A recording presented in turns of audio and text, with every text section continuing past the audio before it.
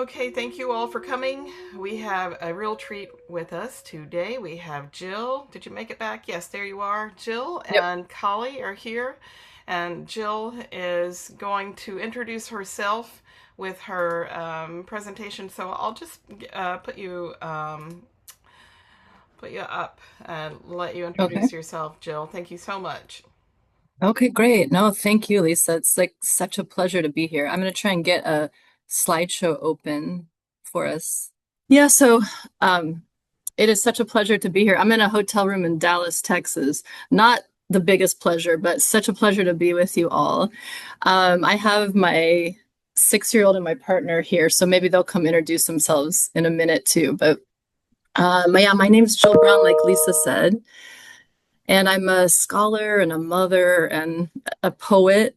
I serve right now as the executive director of a small nonprofit called the Kalahari Peoples Fund that supports the rights of indigenous people, the San communities in Southern Africa, kind of the indigenous peoples that most sort of geneticists believe that we all come from. So we share all of their DNA. They share none of the rest of the world communities. I also am a professor of psychological science at Creighton University in Omaha, Nebraska. And so Callie and I are both coming to you from Omaha. As a child, I was adopted into a farm family in rural Nebraska on the traditional lands of the Pawnee. And I've lived kind of on this land most of my life. But I spent some significant years living in Namibia and in India. Most of my work over the last 25 years has looked at childcare practices and kinship, specifically this one part of the evolved nest of alloparental care and kind of child gifting. And I'll talk to you a little bit about that today. I've learned how children are gifted and shared, how parents refuse and negotiate, and how beliefs about sort of suffering and perseverance shape these practices. My current research explores how thanks to Darsha and Lisa and Four Arrows, my current research really looks at worldview and how that's shaped cross-culturally. So in my kind of early adulthood, I lived with an Ovambo-speaking family for 3 years on the Namibia-Angola border. And I was a Peace Corps volunteer there in my youth. I saw a kind of a different way of being, honestly, in northern Namibia, one that was relational, one that was connected. It was not a way of life without hardship, but it offered for me at the time this different logic of living from this worldview of individualism and conquest that I had sort of grown up with. So over the past 25 years, I just kept returning to this community to sort of understand what I was seeing and honestly to understand myself.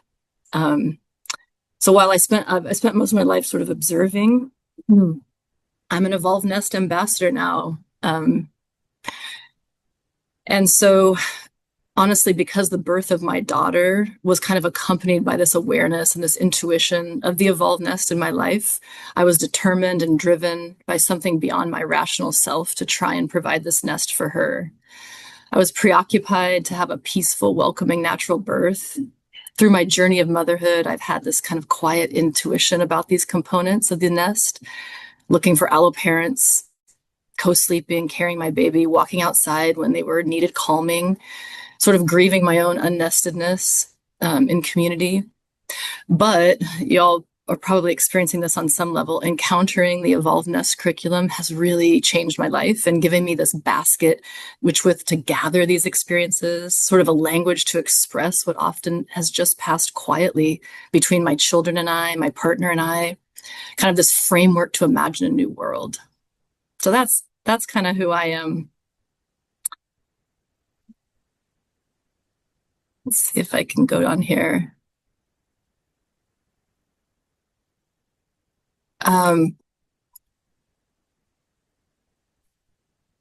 I can't see you when I present these slides, so is everybody okay seeing the slides? Okay. I see them. Okay, great. So I'd like to share with you a little bit. This is where I lived for the 3 years on the Angola-Namibia border, and this is the family I lived with. And this is one of the first things that I wrote in my journal, kind of like reflecting back on this field note. It says, I've been with the Kolo family for almost 18 months now, and I'm sitting on a mat reading under a tree. On the mat with me are Ndufewa, who is 10, Lina, 11, and Timo, who's 6. A woman that I have not met is walking in the sand towards the house, and Ndufewa gets up to greet her as we all watch. She runs into the big house, and Meme, the mother, comes out and greets the woman. She reaches in her pocket and gives Meme some money and a bottle of cooking oil that she has with her. She then calls Timo, the 6-year-old, over. As he gets up, Lina brushes the dust off his face, and I hear Meme ask Timo to greet the woman. Timo keeps his eyes down at the ground, and after a few seconds walks back to the mat. No one speaks until the woman has left the homestead, and I ask Ndufewa who that woman was, and she says it was Timo's mother. So that was in 1997 that I have that journal entry or that field note. So I've lived with these children at this point for almost 2 years, and I had missed a crucial piece of information. Timo was not their biological child. So this is not uncommon. It's not an uncommon experience as the constellation of families sort of shift and move at holidays, like new kids come at school holidays, kids leave. But this shifting constellation really led me to think about all of these questions that I've, in the last 25 years, tried to answer through some research. Who are the real parents of these children? Why are they leaving and returning? Does it affect their development or attachment? What's in it for the parents? What are the cultural rules in the process of this? So in working towards understanding these, the knowledge and structure and function of this experience, which now I'm re-looking at entirely through the evolved nest, but is evolved of this informal system of child fosterage. So we can get this to turn here. Child fosterage really is just basically care by somebody other than the biological mother. And it's thought of as sort of additive, not substitutive. When we think about adoption in the West, sometimes we think of it as substitutive, like a family can't care, and so another family does. But fosterage has a really different element. In sort of the academic literature, it appears as early as like the 60s in Central Africa. Esther Goody was one of the first people to write about this practice in Cameroon, and her first entry in her whole journal is a field note of the word kabitha, which is a girl given to somebody, or kayera, which is a boy given to somebody. So I do all my fieldwork in Namibia. I'm wondering if anybody has been to Namibia. It's, right above South Africa. It used to be German Southwest Africa during colonial times. And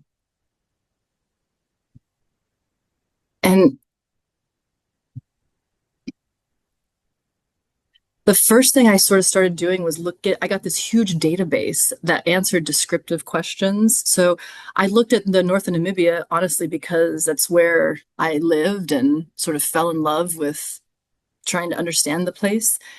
But also, if you look here, Namibia on the top has the highest rates of child fosterage. So that last column over on the right means that you have mother and father alive, but the child's not living with them. So if you kind of look down that column, Southern Africa has pretty high rates. So it's kind of a normative practice to be not raised by your biological parent.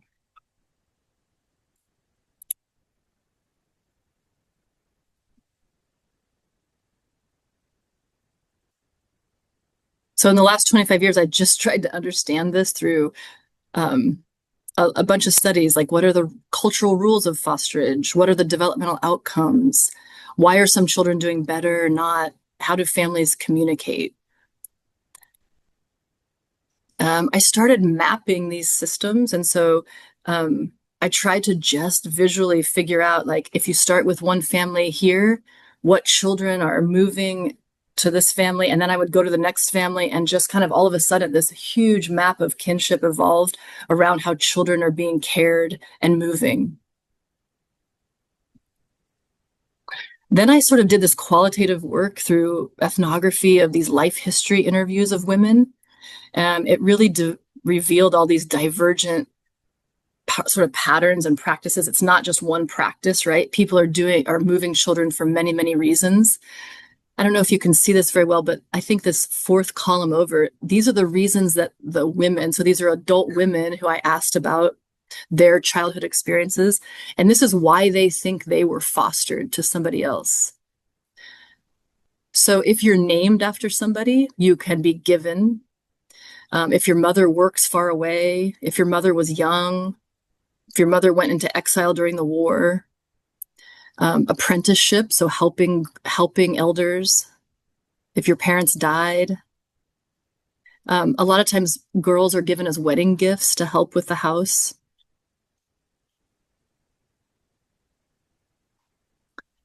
One particular group that I couldn't get out of my mind was these boys. So boys living with non-relatives. So a lot of times this is happening within kinship networks when we think about more alloparental care. But there are these boys living with non-kin, and they have lower outcomes on everything. So if you look at height, weight, education, vaccine records. So through ethnographic work a long time ago, some of my students went back and we just sort of accompanied these boys for about 2 months. So to quote somebody, B. Whiting, she says, these boys sort of work outside the fence and they enjoy this like self-directed life and this freedom not known to a lot of the girls in the community as they manage herds of cattle. However, they're also taxed with sort of these other responsibilities and this lack of kind of feeling part of a kinship network and a family. So they sort of have this unique place in the system. That's my firstborn there in her underwear, just with a wire car. So after I stepped away from some of the quantitative work, this kind of qualitative picture emerged, and a lot of these themes around suffering and moral perseverance and kind of the social self came out.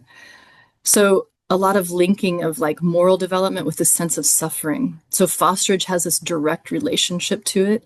Many women reported that children suffer when they're not living with their biological parents, but that suffering was needed to grow into a healthy adult.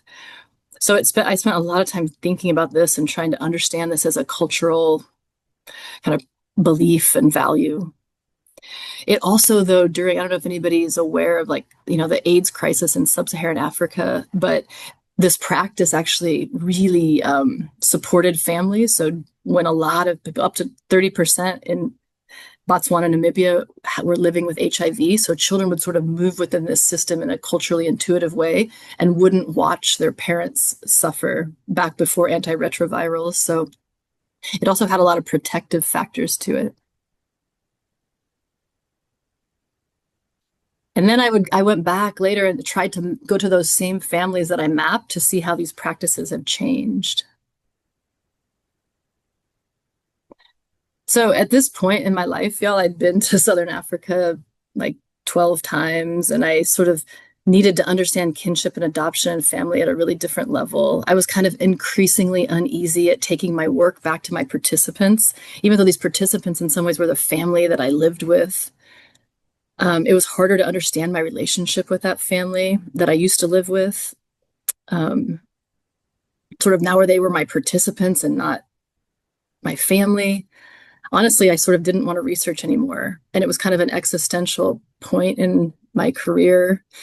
I started reading other things. So Clifford Geertz writes that ethnographies are this strange cross between author-saturated and author-evacuated text. They're actually not a romance or a lab report. There's something different. And that is actually how I felt. So I thought to understand this better, I needed to do something absolutely different. So I began to sort of be awoken to something, which is, we're all sort of on our own journey, right? But for me, it took me quite a while to realize that what was missing was understanding my own relationship to kinship and adoption, and honestly, understanding my own nestedness. So I realized that the boredom with my work was actually more than burnout.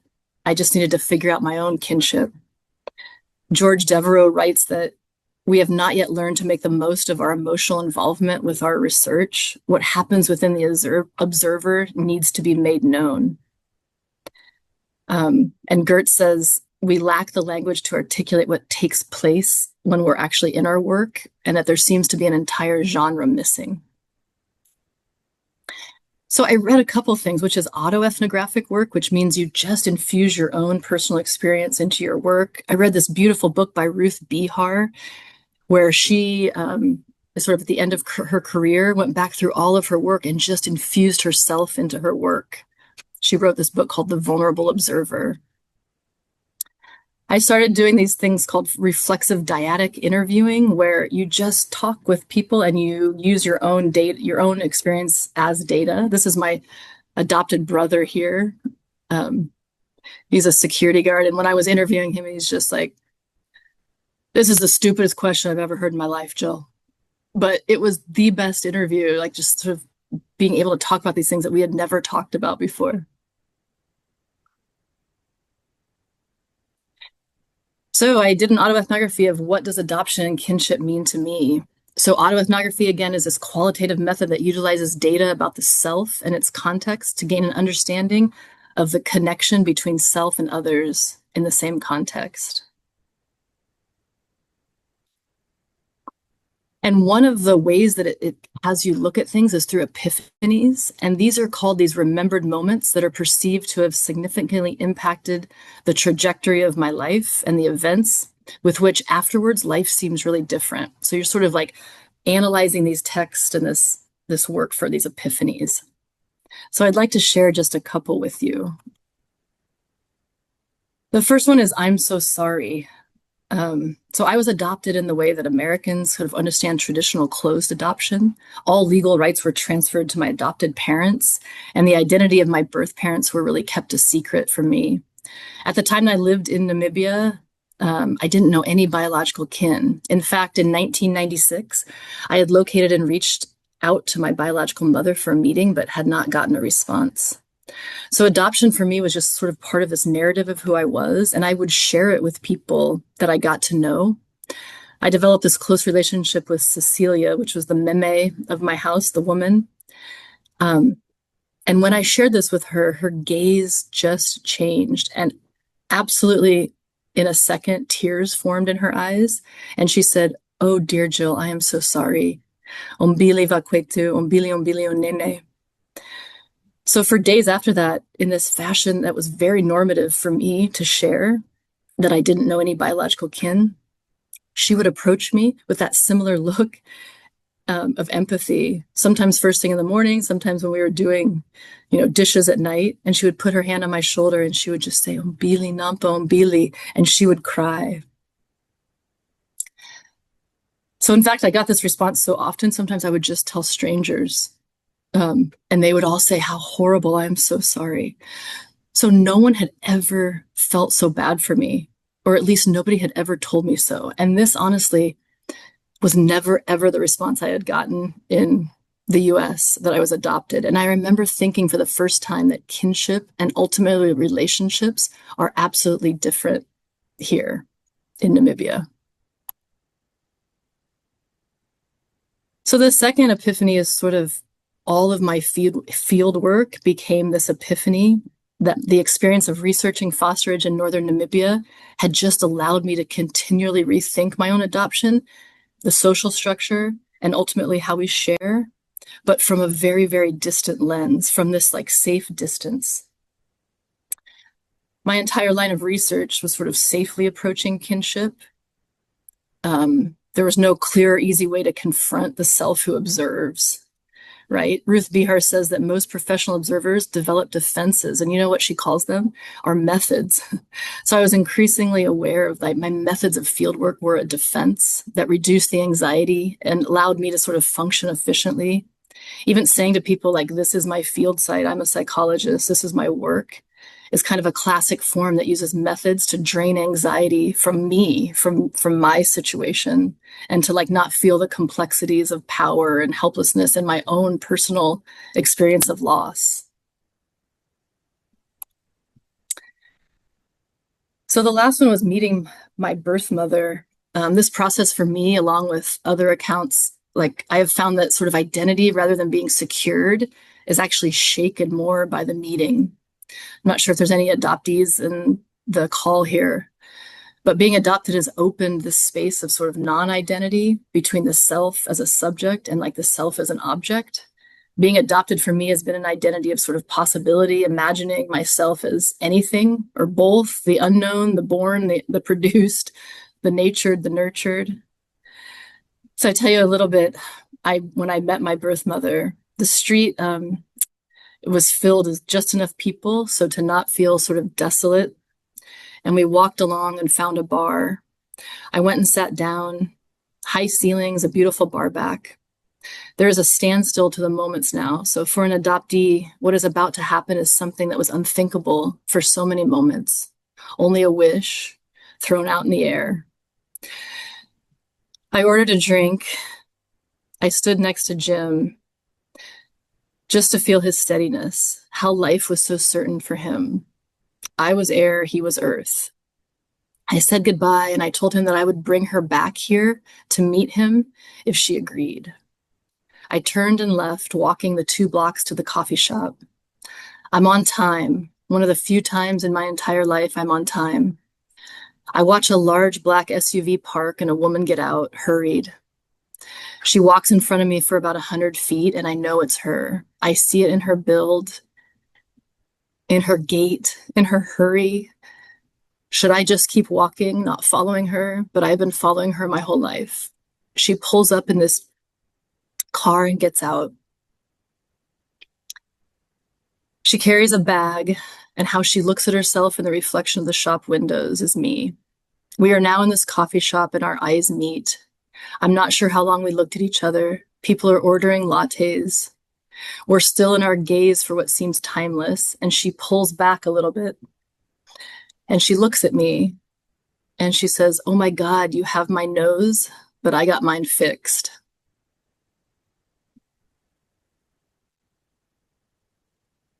So my last epiphany is the evolved nest. So these roads of trying to understand kinship and adoption for me have been so interesting to me, but sometimes really dimly lit because I didn't understand my own nestedness. And honestly, like the nest has changed a lot of this for me. I'm sort of working with these stories now, trying to infuse back my field work with what I've learned about the nest, interpreting child fosterage through it. It will forever change my work. I've just published one paper where the whole discussion is on the nest around child fosterage.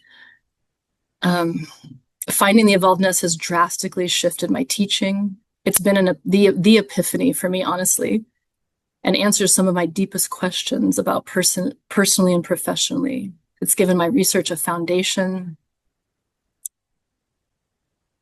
So I became one of the beta testers in the last cohort of the program, one of the best educational experiences I've really had. And this was my project. I'd like to share now a little bit about the project that I did, which was just to try and teach this in a college classroom. So I teach at Creighton University. It's a small Jesuit undergraduate, mostly university. And so I tried to adapt this course to my course of cross-cultural psychology. So most people in the course are seniors, juniors, seniors. And it had a little bit of element of surprise because they weren't expecting the nest, right? They signed up for a course in cross-cultural psychology and I hadn't adjusted the course description to match. So I really honestly went back to, I think, Lisa's recommendations here about trauma-informed teaching, Lisa and Darsha, but thinking about how do you introduce this in a college classroom where this is not, at most academic settings, at least in my experience, are not asking people to deal with and work with things on this level. So this was really helpful to me of naming the wounding, reframing blame, inviting the grief work, which, is not something that I am really skilled or trained with, cultivating hope, and then sort of help this worldview shifting.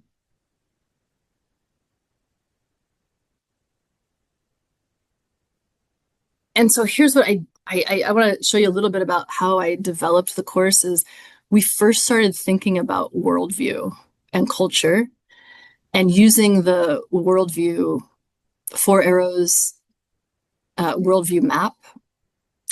I'm sure you're familiar with that now, the dominant and indigenous worldview. We then read an ethnography about indigenous cultures and sort of went back and forth all the time with the worldview chart, thinking about the practices that we were reading about. We read about the San in Southern Africa.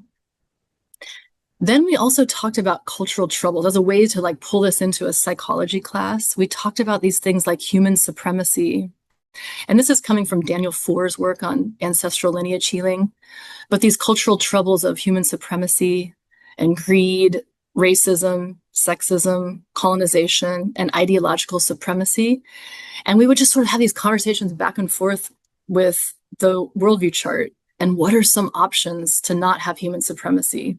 For example, animism, right? What are some ways to not have greed, gift economies? So this was kind of the core of like setting up the evolved nest.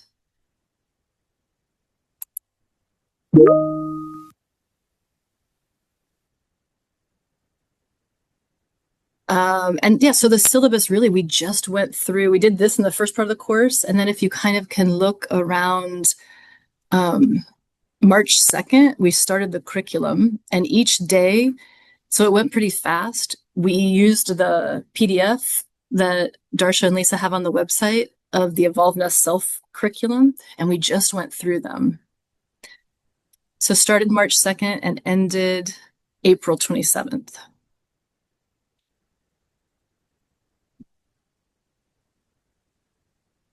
So here's a little bit of the way we read each module. We tried to watch. I'm not quite sure how much of this got done. We had people, I had the students journal during it. I would try to lecture in class, and mostly this was really based off Darsha and Mary Tarsha's Evolved Nest Explained, and also from going through the course, I developed lectures. The assessment was, at the end of this, I had them do 2-part assessment. One of them was to just write the 5 different ways they were impacted by this. But to do that, they had to explain the component, define it, and then talk about research that supported it, and then pull it into like what was meaningful for them. And then the second part of the assessment was just to design a project, a little bit like we had to do in our course.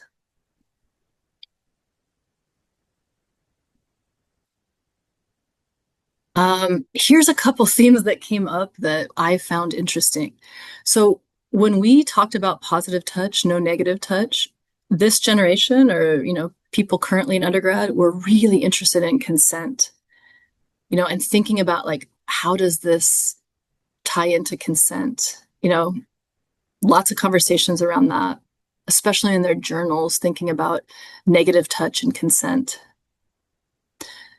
Another theme is that I watch these students find sort of like excavate their own lives for their own nested mentors in their lives and who this was.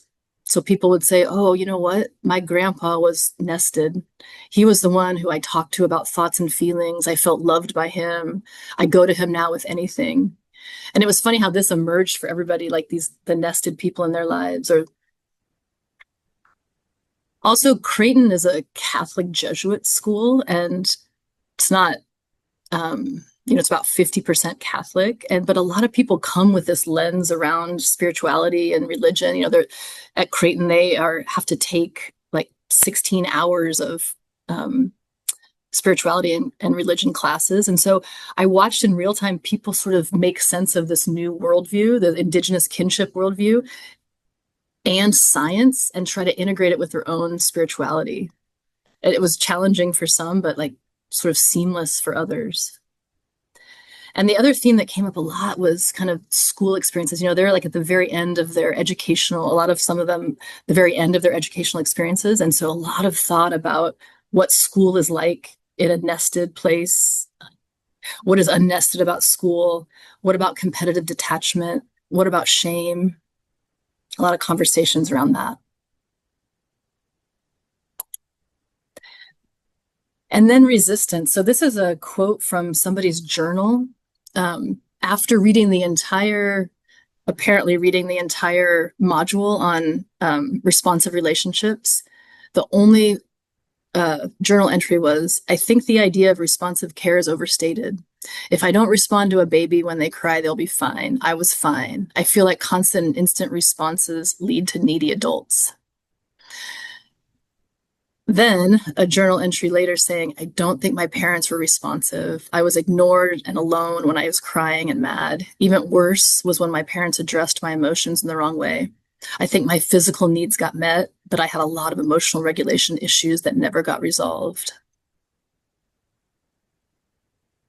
So it was honestly quite a challenge for me this semester to um, teach the content and then also be present and be aware and be thoughtful around the grief or around some of these, ways that people were resistant to the curriculum. I'd like to share a couple of the students' projects. So this was at the end when they had to say, okay, how can I take the evolved nest and use it in my own life? So Kowena here, we did the eco attachment dance. I'm not sure if you're aware of that, of Darsha's work, but it's a 28-day program where you sort of do a 5-minute meditation or experience where you're actually trying to shift mindfulness to a more sort of animistic or a worldview where the earth is alive and you're part of it and you're in relationship with it. So Kowena wants to offer this attachment dance. He's going back to Hawaii and working in tourism with his clients that come to Hawaii. And I had them say, like, okay, what parts of the nest is your project tapping into?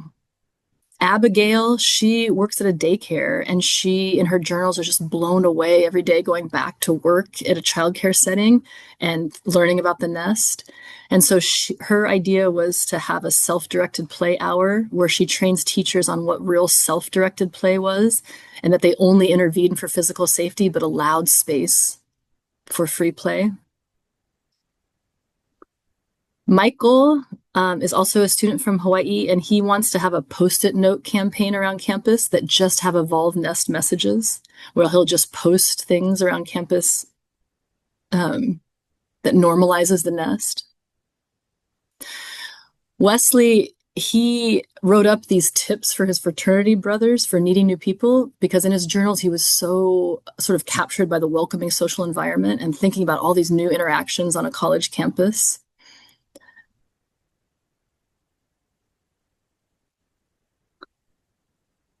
Ben wants to develop a yoga class that would cover healing practices, co-regulation, mindfulness.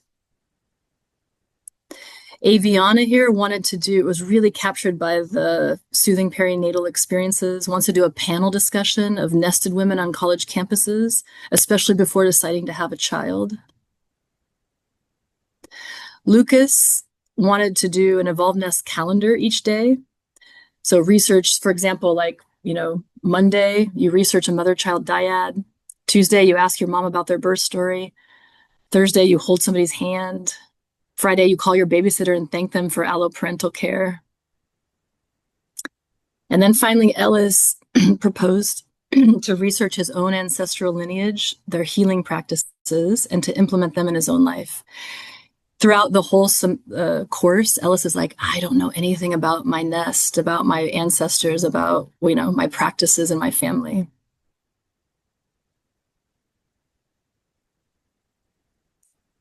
So I have 2 videos here from students talking about it, but I thought because of time, I would love to introduce Callie. Thanks, Jill. Can you hear me? Is that okay? Okay. So I'm Callie. I am an infant and toddler Montessori certified guide. I work with children 18 months through 3 years old at a cooperative school that goes through 6th grade. And Jill approached me to be a part of this curriculum in her classroom, which was life-changing, not to steal Jill's words, but it really shifted my perspective. Initially, it drew me in because of the child-centered aspects and developmental focus, as well as the emphasis on community, which is really central to my daily work at the Montessori Co-op School. Initially, when I started the curriculum, I kind of felt like we're really in trouble as a human race and as a country. The video about breaking the cycle really caught my attention. And from there, I even talked to Jill after class, like, what can I do? This feels like we're really in trouble. I'm kind of lost. So throughout the curriculum, my sort of guiding light was the section H about what do I do now? So this helped me feel like the knowledge that I was gaining was actually being put towards something. which was really incredible. You don't always feel that way when you're gaining knowledge. You kind of are left now with what can you do on your own. And then some things that I didn't expect was the overlap with the work that I already do with children. So respect for the child was really big, obviously with the positive touch, breastfeeding, free play. So the idea that every cry, every child's need needs to be tended to. And the self-directed play that Jill kind of just spoke about too with one of the students who works in a daycare. So we only intervene if children are hurting themselves or others in a Montessori setting. And so I found that to be a huge overlap. So this is something that's being backed by multiple areas of research and curriculum. The final one that overlapped for me was the value of connection to nature and cooperative companionship. So being a part of nature and immersed in it, not just learning about it or doing a craft or something or looking out the window, but being a part of it. Some shifts in my perspective was the importance of feeling welcomed as an adult. So the discussion in Jill's class was really interesting when we talked about where are you feeling welcomed, and recognizing spaces that I am the most uncomfortable in or the most at ease. And it was curious to find something else out about myself that I was not aware of, which brought up more questions about me as the prepared adult in my own life and in my own environment that we create for children. So not only in my work with children, but in my personal life, which I did not expect. So it did change my daily practice as I continue to attempt to be more nested and continue to look at the curriculum and revisit it. So it shifted my emotional connection about redirection with my work with young children. So emotionally connecting with them before just looking at a behavior as an isolated event. And the importance of emotional regulation for the safety of the child, and my importance of my own presence and regulation. What I enjoyed the most was taking time to watch the videos, but then return to certain articles. It really helped me absorb all of the material, and those classroom discussions with Jill and her students were really helpful to sort of find parts that maybe I didn't think about before, and then revisit them with a different idea or a different perspective. Thinking about how the ideas apply to real children today and how they strengthen our own nest. And the word that continued to come up for me personally throughout the curriculum was intuition. So that was interesting to hear you, Jill, say today about the soft intuition.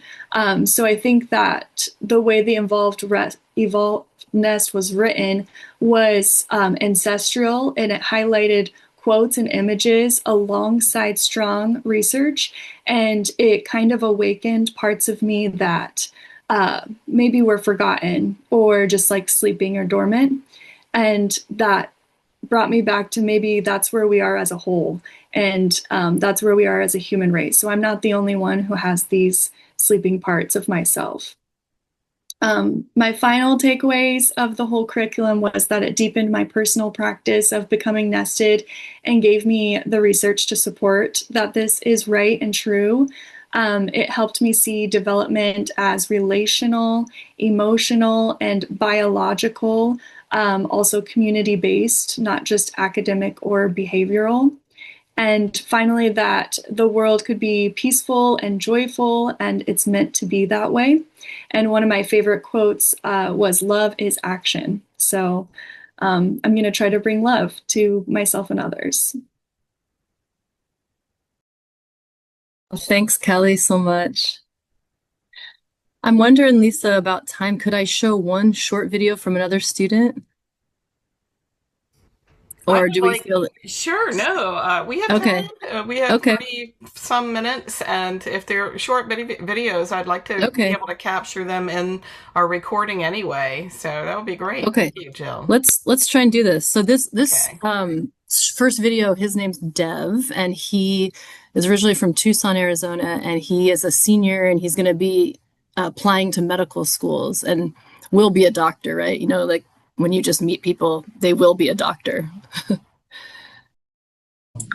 For a short introduction, I'll just like to say my name is Dev Ramdia. I was born and raised in Tucson, Arizona. I have a Bachelor of Science in Psychology, and I'm currently applying to medical schools right now. I recently just graduated from Creighton University and was in a class called Cross-Cultural Psychology with Dr. Brown. That was when I was first introduced to the Evolvedness curriculum. At first, I think I was a bit skeptical of the program. It starts by saying we need to fix something that people have been doing for generations before us. Child rearing is something that most people think they have a good grasp on from just what history has told us. And that history usually comes from our parents or grandparents, families or friends. However, once the Evolvedness curriculum started, I could see why it was so important. As someone who wants to be a doctor and enjoys science and research, the amount of data and science that follow the Evolvedness is what sold me. A lot of what was being said seemed somewhat intuitive to a degree. Whether there was no negative touch or make sure to let your child play, it all seemed to make sense.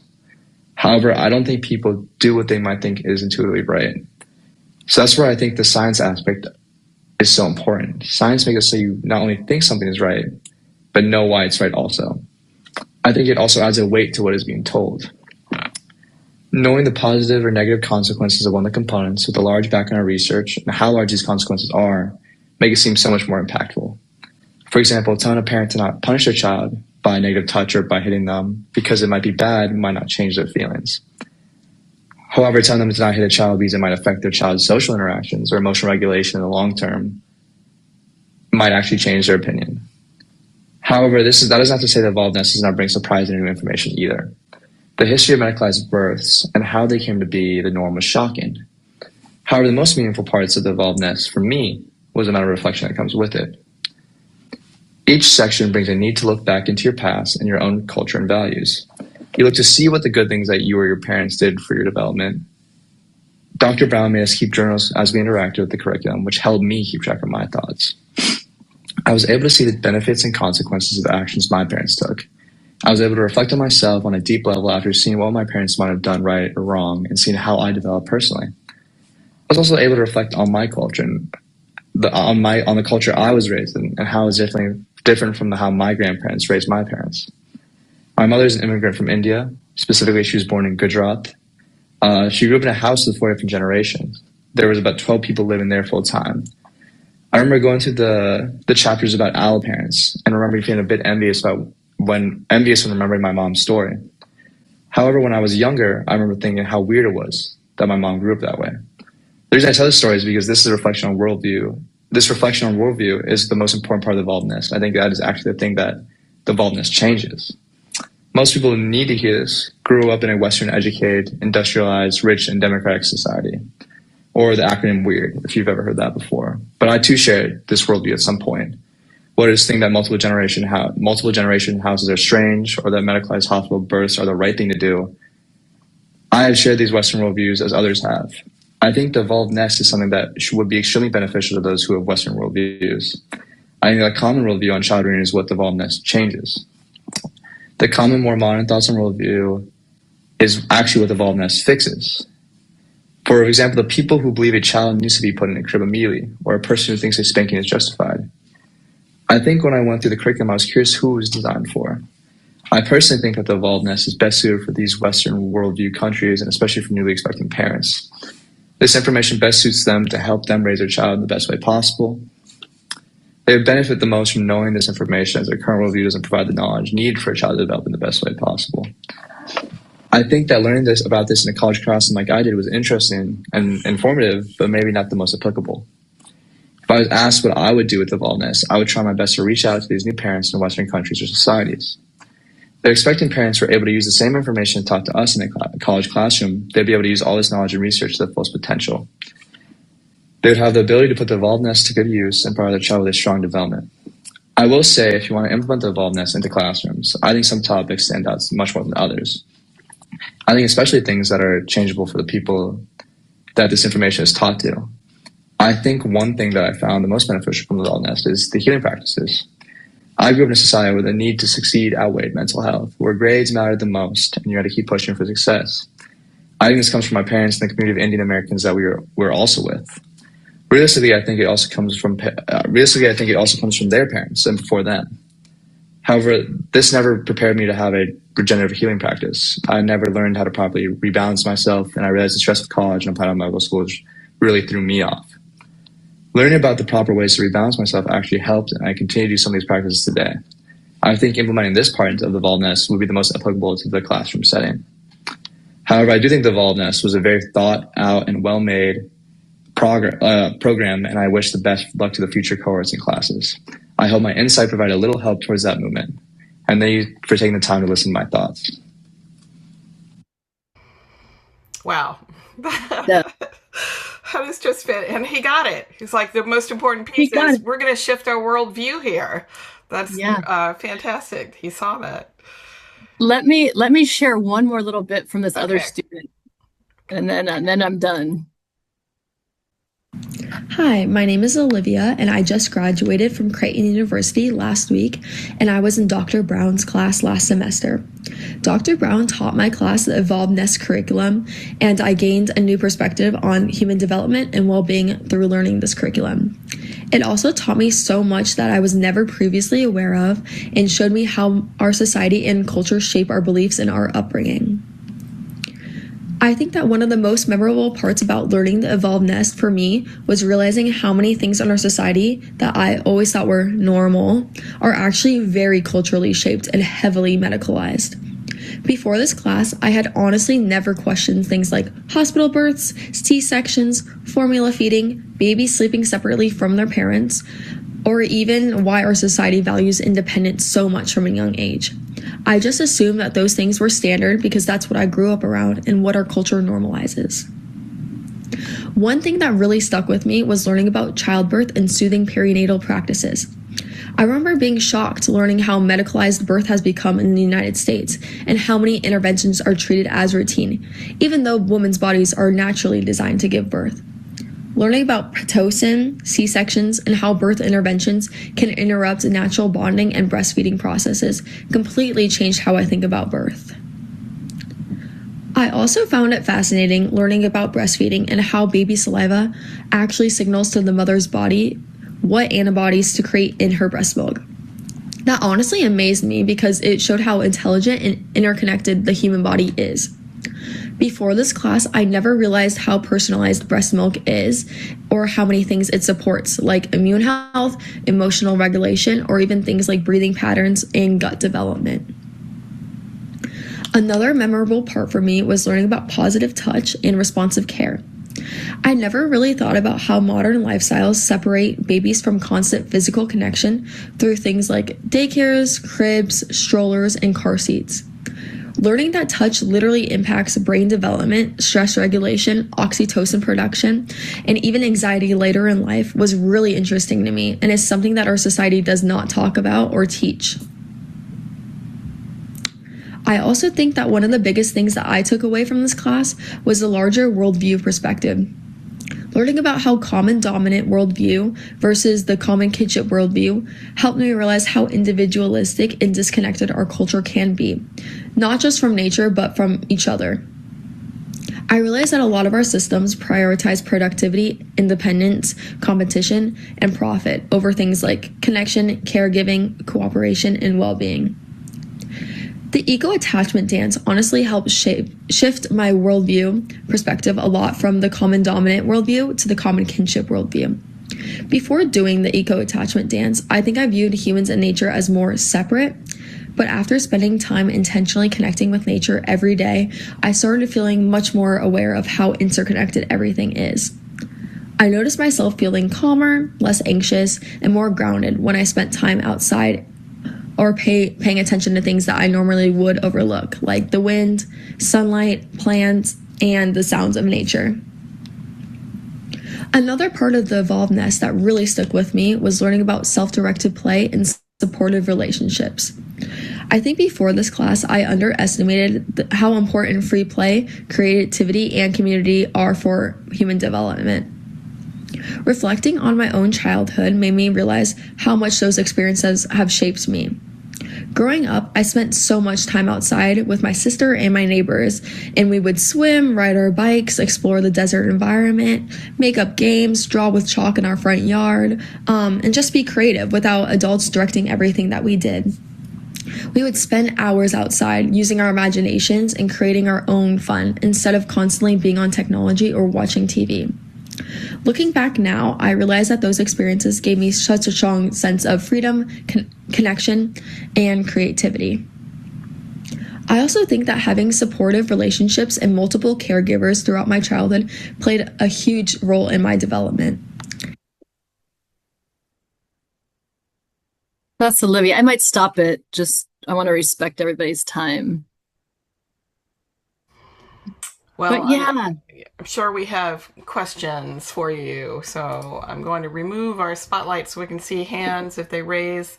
Anyone has, some people have their cameras off, so I can't see them. Does anyone have a question for Jill or comment for Callie? Tracy. Did you hear me, Tracy? Okay. Just saying, well done. I think I'm just so amazed. Well, I'm amazed I'm not amazed because the evolved nest changes you, right? But great job, Jill. Great job. Oh, hi, Tracy. It's good seeing your face. Good to see you. Thanks so much. Yeah, our beta testers. Douglas, you have a question? Yes, good morning. Hi, Jill. It's nice to meet you on Zoom. Hi, Douglas. Yeah, this is very curious. So I'm a plastic surgeon. And I've worked in Ethiopia about 20 years ago. So I've been to AIDS orphanages and heard some terrible stories about, parents would leave their children in places where they hoped they would be found and then walk off into nowhere to die because they had HIV. It's terrible. And your story about meeting your mother and your mother talking about having her nose fixed, I thought of that from many perspectives. One of my cousins was adopted, and she came to meet her. She was from Ontario, and she came and met her birth mother, who was from BC. And I remember that meeting because it happened at my dad's house. That was quite striking.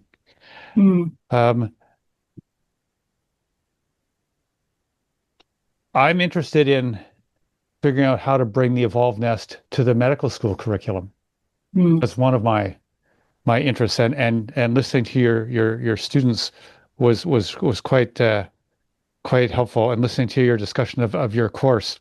I have a little bit of trouble, as I said when we did the last thing, with the romanticization of birth, because the facts and figures about maternal and infant mortality are not insignificant either, and they're not part of the course. And I like the two-eyed seeing approach. Like, I think there's a ton of information in this course which is very valuable to our society, but I don't think you can just sort of throw out everything from the Western worldview necessarily. And of course, that you could say, well, that's your medical bias because you're a physician, but I have a wife and I have two daughters and I have a daughter-in-law, and I've seen the good and the bad of how these things play out. So anyway, that's kind of where I am. I'm currently reading the book Animism by George Harvey, and I like his description about relationships, that relationships are both intimate and hazardous. And I like that he chose those two words rather than distant and safe, which are the opposites, which are there. So yeah, I'm still trying to massage the course into something that will be useful for me in my world. And I really appreciate hearing what you did with your course. I think it's very interesting. Thanks. Thanks so much, Douglas. Yeah.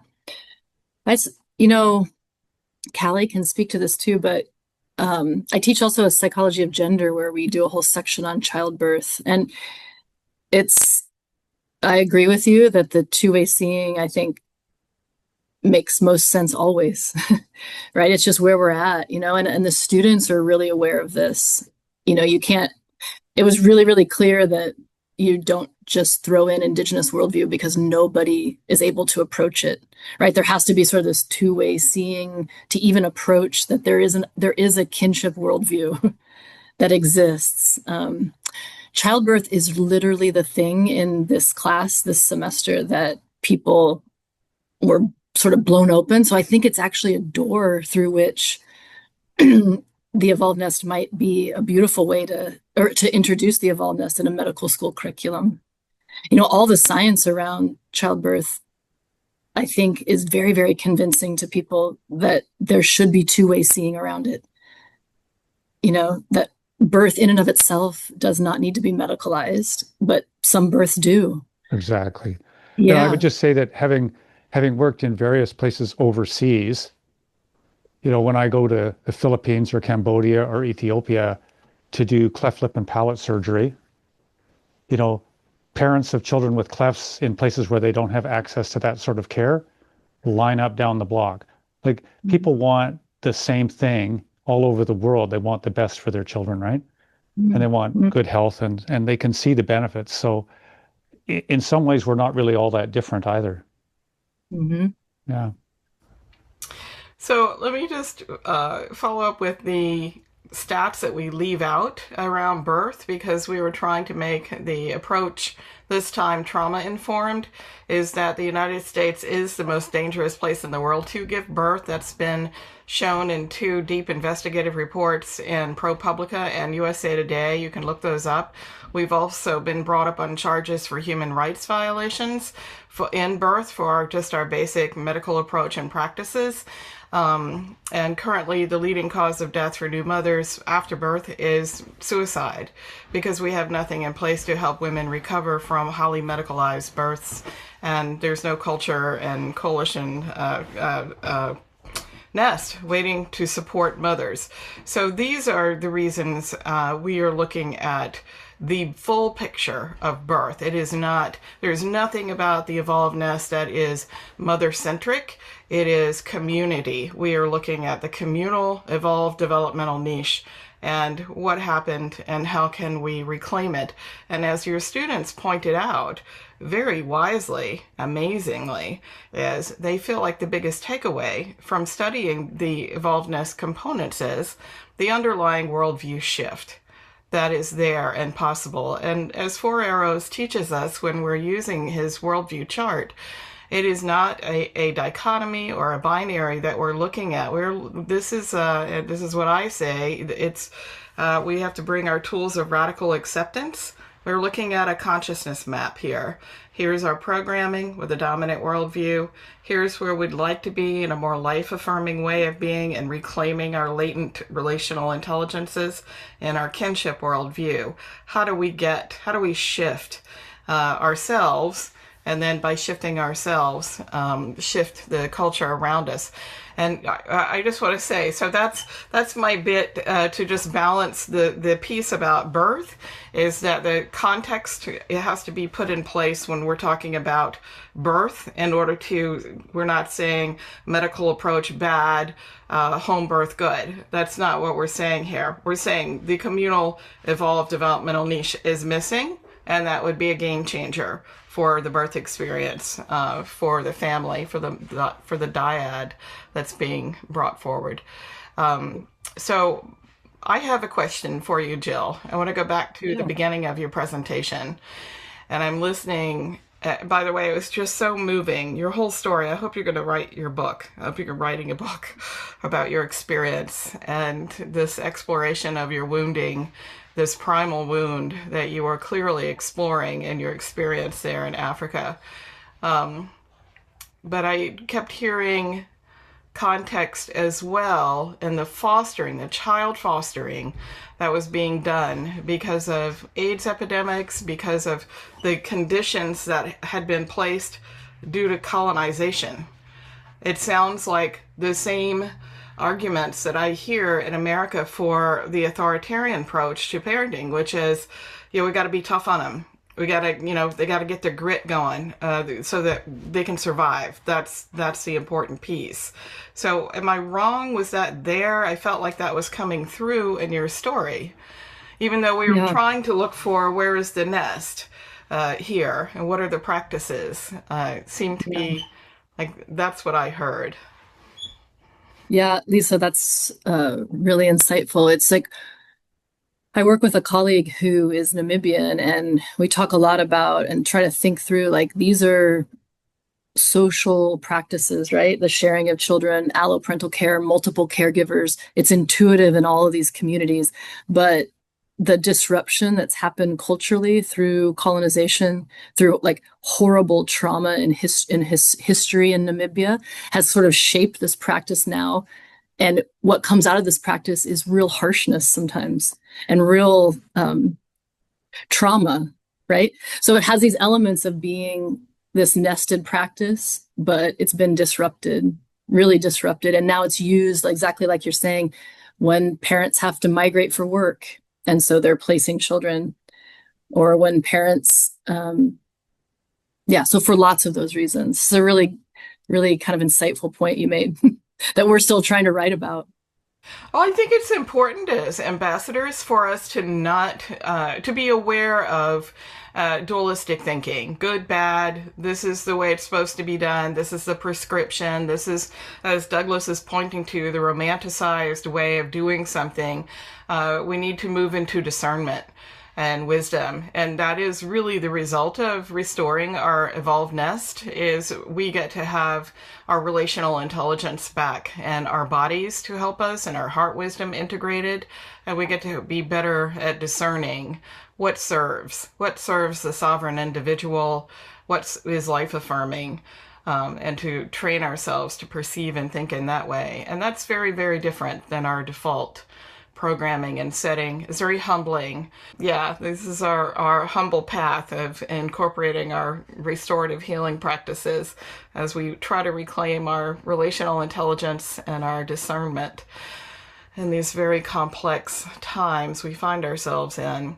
But Jill, your students and their, oh my gosh, I just would spring here in Virginia, and all the little testimonies of what they're doing and how they perceived right where they were, taking something out and having these little shoots and buds and coming forward in spring. It was just beautiful. Does anyone It was else? Actually really fun to put this presentation together, even visually, instead of just reading all of this stuff, but to put it together and then sort of show it really made me see like these little tiny, sort of shoots coming up. It is worldview shifting. It is amazing to watch how in Tracy and Peter's presentation that just went out yesterday, the public version, I hope you all will share it, they show how far this baseline for human thriving can go when it's put into, as Peter is saying, our colonized field of psychology needs definitely to be revamped and upgraded and rethought. So listening to their presentation, I hope that you all have time to listen and share. It's amazing how far we can go with this universal. It's now the universal theory of human consciousness, nested kinship. It's like, why is this so? How is it that we can plug this in so many different ways and get so much out of it? Oh, it's because it is a unified theory of human consciousness, and it's something that we've needed to restore a window or a lens to see ourselves. Okay. Can I ask another thing? Yes. So before I went to Africa the first time, I was told that I would find it quite different because our North American society is task-oriented and African society is relationship-oriented, and therefore they don't get much done, but they all get along, and we get a lot done, but we don't get along. And I thought that was really interesting, and I don't actually believe that that's true, having been there, but you kind of alluded to that a little bit when you started talking about tasks and relationships at the start of your talk. I was wondering what you think about that now. Yeah.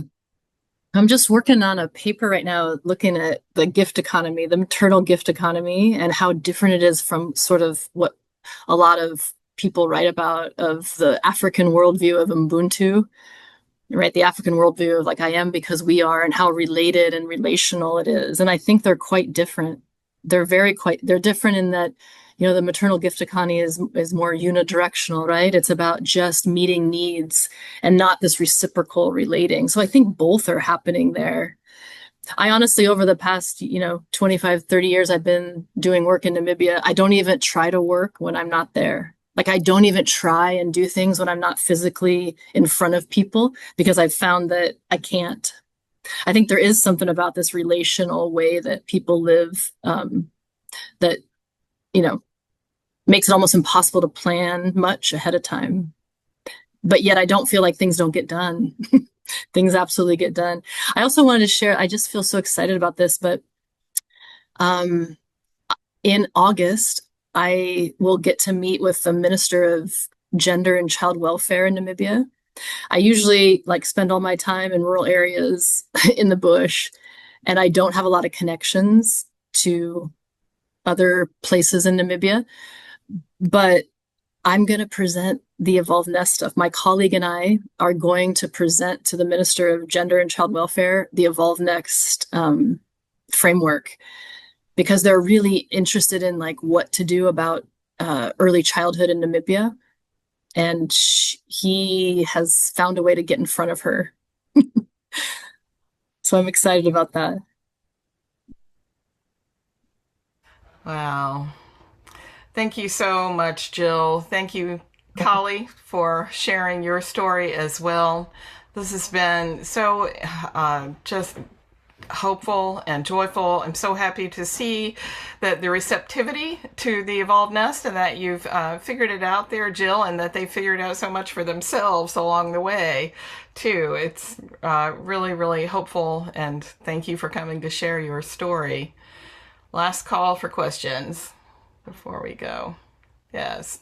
Diana. Hi, Jill. I wanted just to thank you. It was very inspiring. And I work with parents, and what touched me most, I feel it's what emerged by the witness from your students about how you transmitted the evolvedness, because it really, I really feel it requires sensitivity and deep respect for what who receives the information feel and can emerge on their part personally, as it emerged from your story too.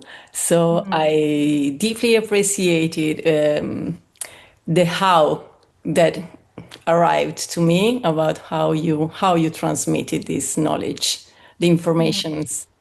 So welcoming from your students, what they felt, what they were going through the process. Thank you, That was Diana. very interesting. Yeah, thank you. Yeah, it was actually, I kind of struggled all semester because I didn't collect journals. I only collected journals at 2 points, so I wasn't reading how people were interacting with the material.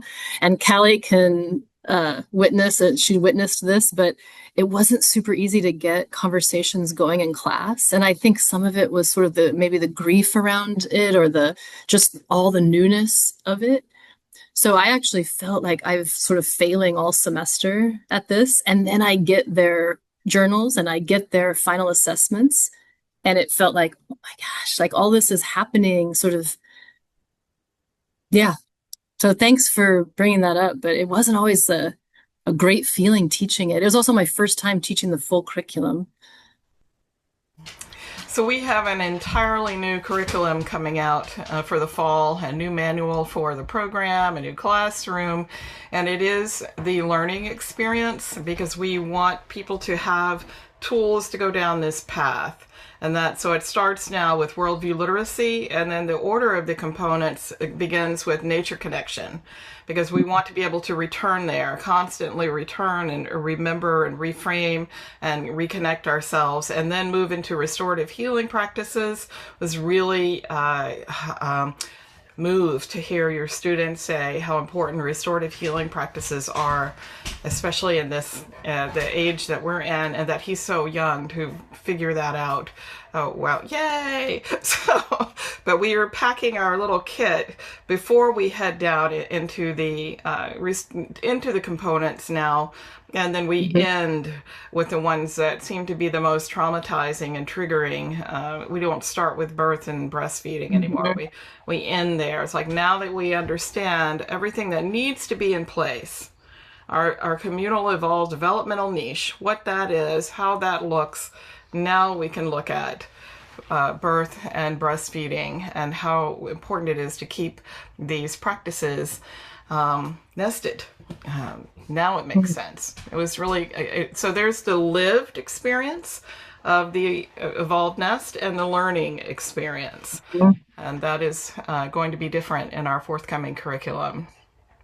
You know, Lisa, at the end of the beta group, we talked about that. So that's how I introduced it too. We first did the eco-attachment dance actually for 30 days before we started the evolved nest. Yeah. That's right. That's what. Yeah. And then we did healing practices, and then we started with perinatal and breastfeeding, and yeah, and that came out of that beta at the very end of that group. Remember, we were like, I think we need something in the beginning. Oh, yeah. Yeah, we got to stay grounded. Where's the ground we're going to be going back to? Ellie, did you have a question? Yeah, I think that would be a good idea to prepare for the program. What do you mean? Like that, the 28 days, the eco. The 28 or days. choose one of them, and as you're waiting to start, to have that, because I think, yeah. That's a really good idea. We can tell the new cohort coming in, here's your 28-day nature connection. Feel like you do preparation before surgery. There you go. Here's your prep work. It's the colonoscopy prep. Yes. Yeah, okay. I like the concept that each component of the nest is easier or harder for our world to adapt and understand, and that you want to be as nested as possible. And with some components, it's much easier than others to conceptualize that or actualize that. And that's why some are more difficult than others to teach and to learn and to integrate. And that the more cycles of the course that you do, the easier it will get to move each one, I think. Yeah, it's an iterative process is how I see it. You know, my students, like, right, I had this, Lisa knows this because you're doing it, but I had this classroom of so many diverse perspectives. And I had this one student, Ellis, that I presented about, but grew up in a very urban environment. And the eco-attachment dance was so challenging for him. And it brought up things that he didn't want to deal with. And he basically in his journals, like, I hate nature, I hate bugs, I hate everything about the outdoors. But then his welcoming social environment, right? His alloparental care, it was like he was so nested in that way. And he brought so much to the conversations around that, where I think he felt in the beginning, like, really like, I'm not able to do this work because of his lack of nature connection. So it kind of speaks to that, Doug, about how different we are, how we come in at these components so differently. Oh, yeah. Oh, wow. Yeah. Wow. That's really valuable insight there, Jill. Can I just say something? Yeah. That's fantastic, Jill. I really loved your presentation and your work. It's very inspiring. So thank you. Thanks, Peter. What I was wondering about in terms of the evolved nest was having an ongoing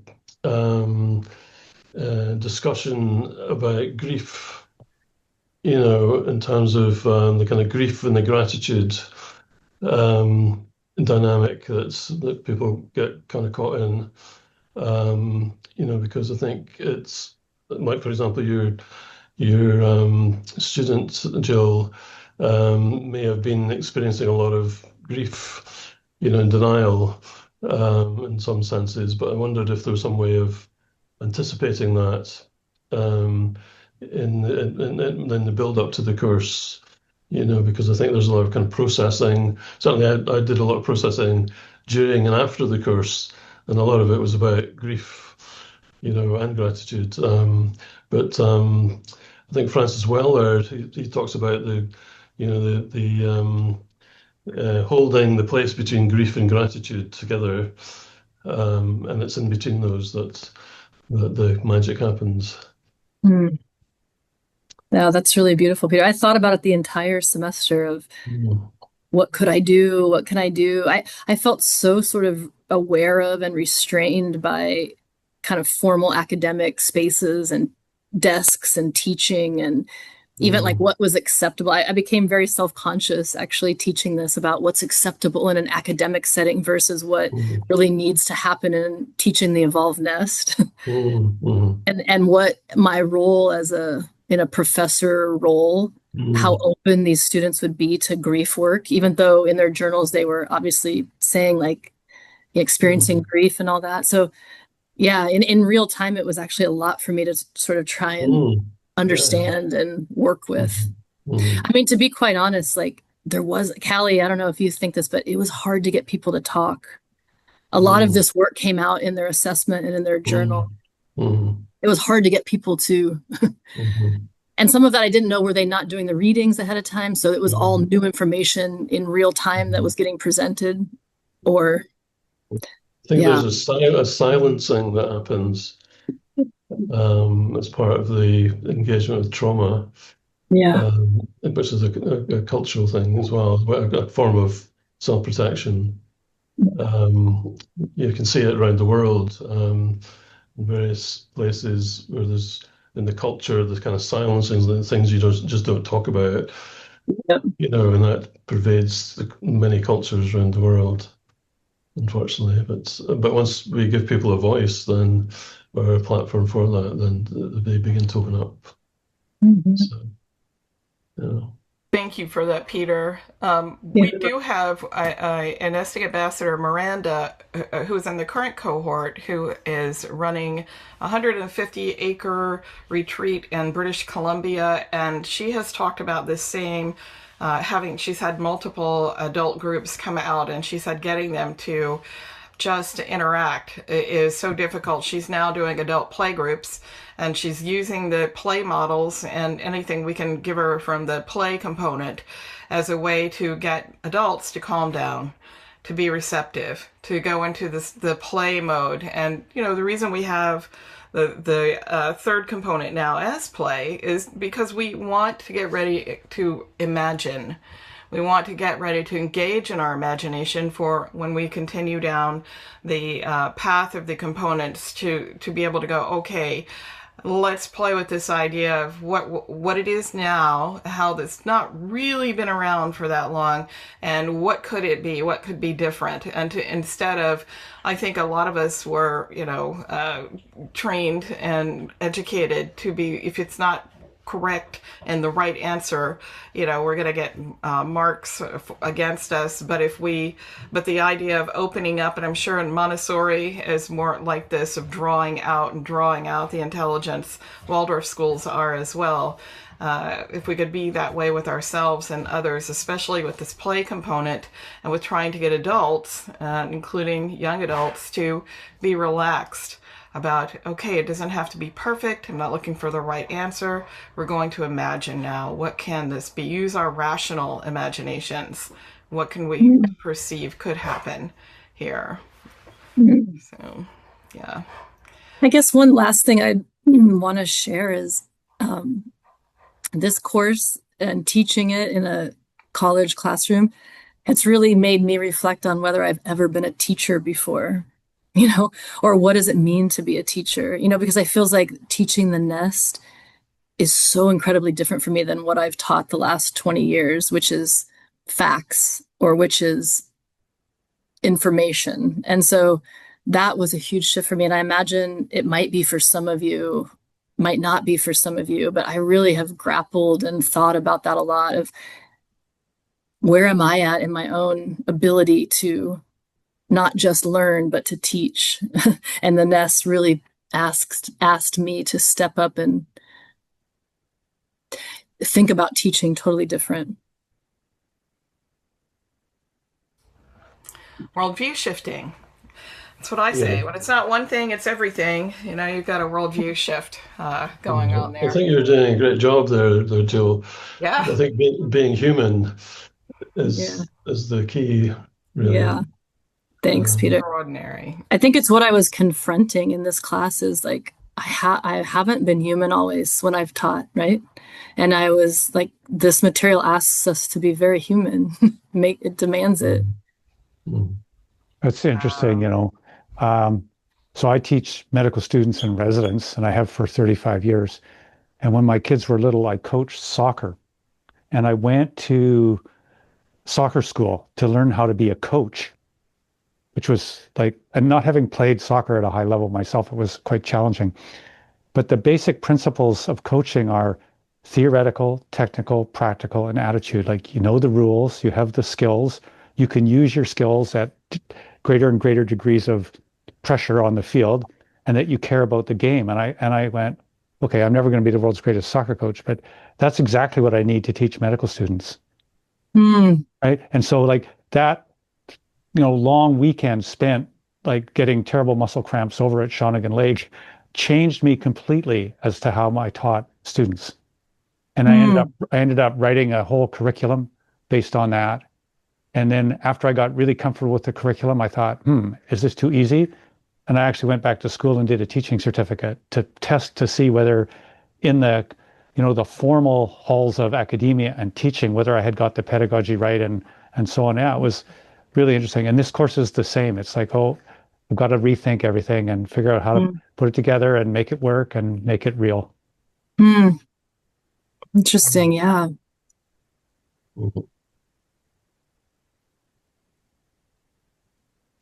Never want to interrupt the flow. The flow gets going. Sometimes the flow gets going right as it's time to go out the door. Well, thank you all so much for coming.